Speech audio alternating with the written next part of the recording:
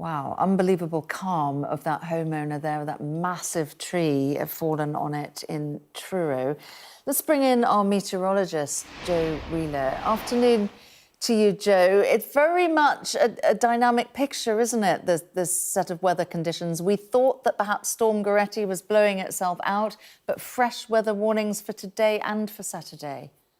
Well, the interesting thing about this storm is that it was an area of very mild and very humid air that was running into the Atlantic air that was already over the country. Now, this is a classic situation to get snow. You get an undercut and the snow comes, well, the rain comes through it, becomes snow, but then everything becomes much milder. And that is not what's happened this time. The storm itself is still over central and eastern parts of the country, yet to make its way away. But around it, the cold air has come back. And that's why we're looking at warnings for ice, and also with an easterly flow setting up, we'll see some showers and those turning wintry for many North Sea coasts. And of course, Scotland continues to receive further snow showers.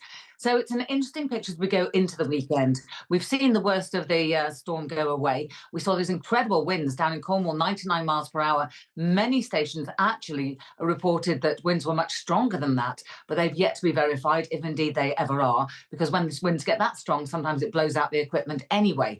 But over the weekend, Saturday should be a fairly quiet day, but the cold air is still with us. So it's as this cloud gathers out towards the west and we see yet another rain system making its way in, which will again run into this very cold air. So we're looking at potentially disruptive snow for Sunday, most likely over Scotland, Northern Ireland, northern parts of England. I think the south is more likely to see rain. And then by the time we get to Monday, we're looking at temperatures into double figures. And so then we'll be looking at a milder spell of weather, more typical of a British winter, with plenty of rain and wind around, just storm systems coming off the Atlantic.